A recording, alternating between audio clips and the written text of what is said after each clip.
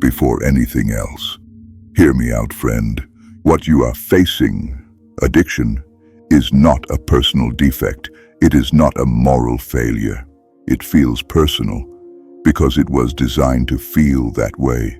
You must know that this struggle is ancient, engineered over centuries, refined over generations, and quietly normalized until it felt like your burden alone.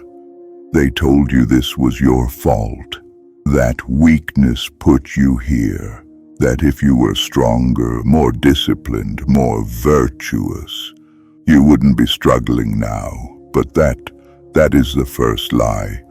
Addiction is not proof of failure, not because you didn't try hard enough, but because something was viciously engineered to capture you. And admitting that is not surrender, it is the first crack in the illusion.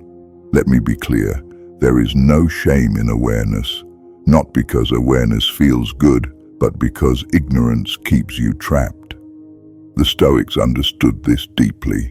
They did not start by blaming the individual. They examined the system, the environment, the invisible pressures acting on the mind.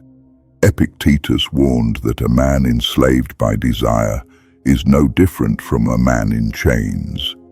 And here's the part most people miss. Those chains don't need iron, they only need repetition. Marcus Aurelius wrote that pleasure, when unchecked, does not serve you. It recruits reason to serve it. It makes you the servant. Think about that. Power does not always conquer with force. Sometimes, and this is the dangerous part, it conquers by comfort. This is not new, but here's the catch. It has never been this refined. In ancient times, addiction moved slowly, but with familiar precision. Wine, pleasure houses, public games, spectacles of violence, not simply entertainment, but instruments, bread and circuses they called it, feed the body, occupy the mind, and rebellion never needs to be crushed, because it never forms in the first place. The Stoics saw straight through this trickery. They taught restraint not because pleasure was evil, but because dependence is dangerous. Hear me out, friend.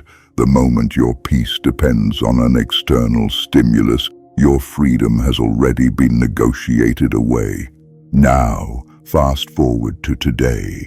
The Colosseum fits in your pocket. The wine is chemically refined. The pleasure is endless, personalized, optimized, engineered to manipulate your hormonal balance more aggressively than ever.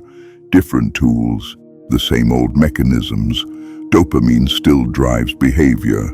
Repetition still rewires the brain. Comfort still dulls resistance. Distraction still dissolves will. Put simply, the manufacturing of weakness at its finest. But here is the real difference, and this matters. What once targeted crowds now targets you. Your habits are tracked, your weakness is measured, your impulses predicted.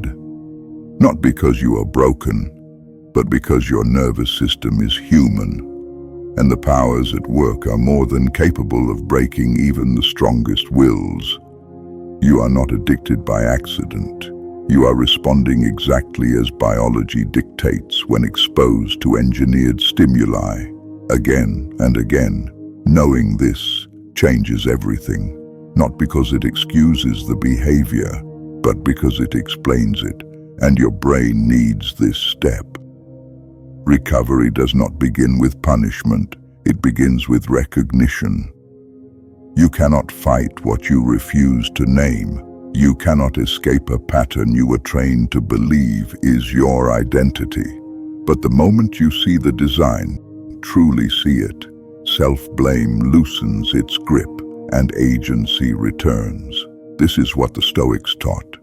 Control what is within your power. Create distance from what corrodes it. Train awareness before willpower.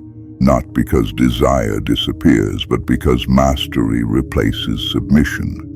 And remember this, freedom is not the absence of desire, but the refusal to be ruled by it. Recognize the pattern. That is the first real step toward breaking it.